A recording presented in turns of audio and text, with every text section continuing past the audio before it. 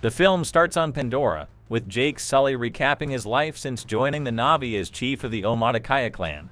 He and Neytiri have become parents to Neteyam, Loke, and Took, along with another adopted daughter, Kiri, who is the biological daughter of Grace Augustine's Na'vi avatar. The kids also spend time with a human boy, Spider, who was left behind with the human scientists after the previous group evacuated Pandora since babies couldn't be put into cryostasis.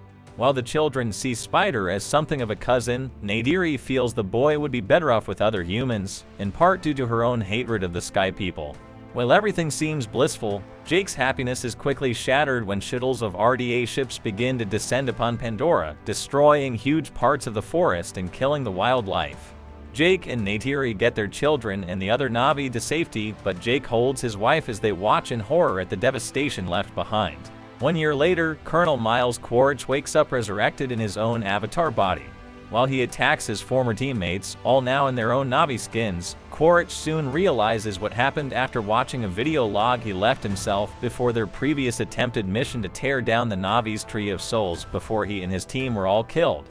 After gathering their new weaponry, Quaritch decides to lead a team back onto Pandora with one goal in mind: killing Jake. The RDA has colonized Pandora and built a mining base, along with a settlement called Bridgehead City.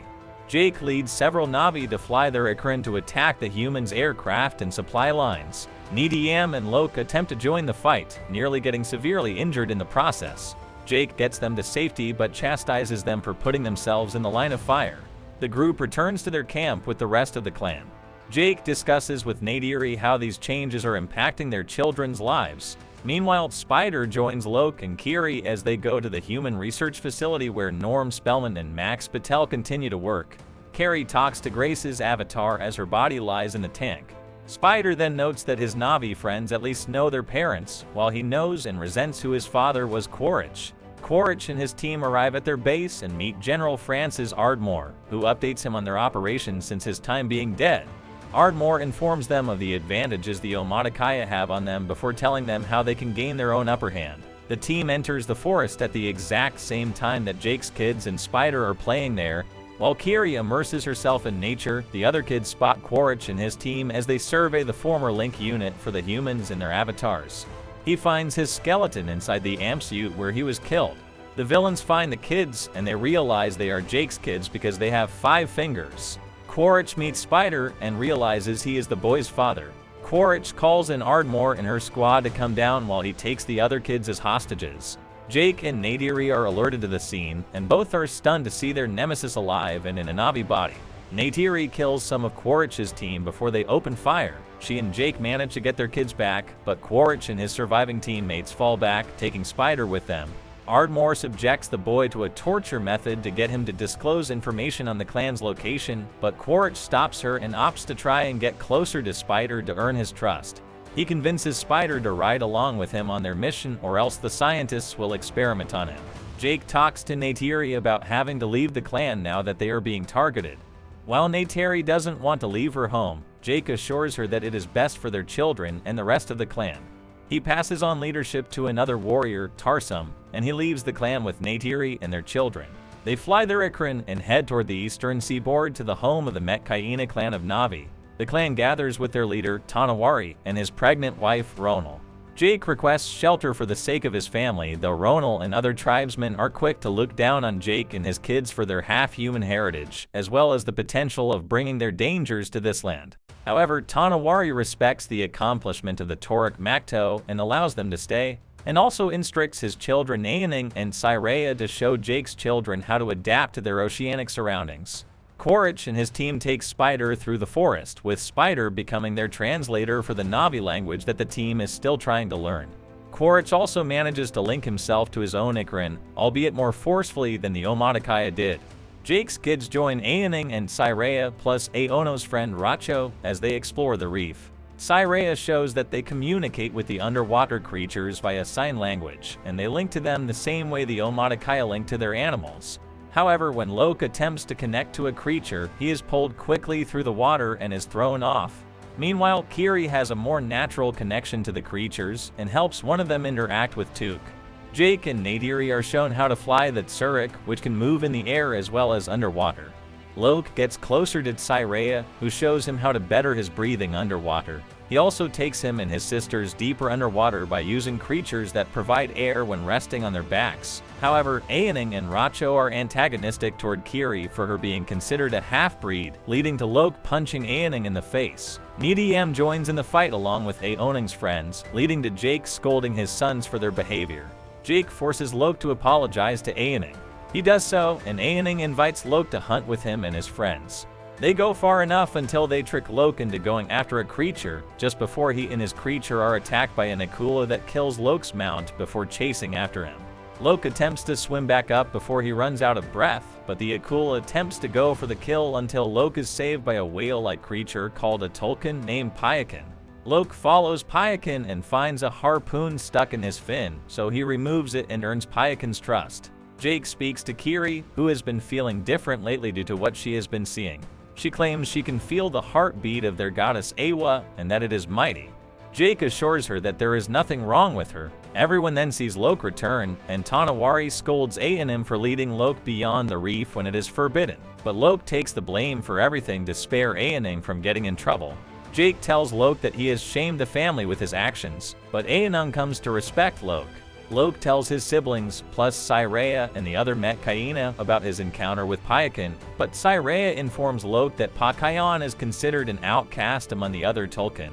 After Loke attempts to communicate with Payakan to learn more about his history, Cyrea takes the others toward the cove of their ancestors, showing them how the land looked during the eclipse. She also guides them underwater to the Metkayina Tree of Souls. When Kiri connects herself to the tree, she is able to see and communicate with grace. However, Kiri soon suffers a terrible seizure, and her siblings bring her back to the shore. Jake gets Norm and Max to try and help Kiri, but they are of no help until Ronald tries her hand and is able to revive Kiri. Norm tells Jake that any visions she thinks she is seeing might be a result of frontal lobe epilepsy. Unfortunately, Quaritch's teammate Lyle Wainfleet informs him of a radar picked up off the gunship that Norm and Max came in on. The villains then meet up with a whaling vessel operated by Captain Mix Corisby and Dr. Ian Garvin to give them more of an advantage since they are already hunting Tulkun for anti-aging remedies. The Metkayina bonded with their Tulkun, including Ronal and her soul sister Roa. Soon Quaritch and his team show up. They mercilessly kill a Tulkun and threaten a Metkayina woman unless they disclose the location of Jake and his family. Spider becomes horrified and tries to get his father to stop. The villains then begin to burn down their trees and homes. Quaritch orders his team to attack to draw Jake to them. Loke once again tries to ask Payakan what he did to make him an outcast. Payakan opens his mouth and allows Loke to enter him and link with him. Loke sees Payakan's memories and sees that he attacked the whalers because they killed his mother and family. Loke attempts to relay this new information to the Metkayina, but Jake tries to shut him up so that they do not risk further alienating the Metkayina. Loke talks to Cyrea about this, and she believes in him. The whalers begin their attack, launching harpoons filled with inflatables and piercing the fins of the Tulkun, including Roa and her child. After collecting their material from her, Ronal and the other Metkayina arrive, and Ronal wails in agony at the loss of her soul sister and her child. Tanawari and Ronal, along with dozens of angry Metkayina, turn their ire toward Jake for leading the villains to their land as they knew would happen. When Jake points out that the Tulkun will be marked for death with the whalers' trackers, he tells the Metkayina to warn the Tulkun before more of them are killed. Loke heads off to warn Payakan despite Neteyam's warnings against it. He follows his brother along with Cyrea and Aoning, and then Kiri and Took. They find Payakan already hit with a tracker. Neteyam contacts Jake to alert him, and he and Neytiri head off to rescue their kids. The whalers initiate their attack, going after the kids and Tulkun. Jake and Neytiri are joined by Metkayina warriors in the fight. The kids are captured in the struggle and are held prisoner on the vessel. When Jake and company arrive, Quaritch orders him to stand down, holding Loke at gunpoint to show he's serious. Jake prepares to surrender himself until Payakan sees his soul brother in danger, so he leaps out of the water and slams down onto the vessel, taking some whalers down in the process. The Na'vi use this moment to charge into battle. With help from Payakan and the Metkayina, they are able to kill most of the whalers. Scoresby attempts to harpoon Payakan, but he manages to wrap the wire around their boat, killing the men and severing Scoresby's arm in the process. The kids escape, and Kiri uses her powers to manipulate the ocean environment to kill some whalers. Spider also turns on the other humans and rejoins his Na'vi family. In the midst of the battle, Neteyam rescues his siblings and their friends, but he is shot. The family gets to a rock where they attempt to help Neteyam, but he succumbs to his wounds. Neytiri wails in despair at the loss of her son, and the rest of the family is devastated. Quaritch contacts Jake, revealing he has Kiri and Took as his hostages. Jake heads into the sinking vessel for the final showdown, accompanied by Neytiri, Spider, and Loke. Neytiri ruthlessly slaughters Quaritch's team in retribution for Neteyam, just as Jake goes to face his nemesis. After Jake frees Took, Quaritch emerges with Kiri and a knife to her throat. Neytiri grabs Spider and threatens his life in return. Although Quaritch tries to deny his care and relationship with the boy, he relents and lets Kiri go after Neytiri cuts Spider across his chest. Neytiri brings the kids to safety, and Jake decides to end it with Quaritch fighting to the death.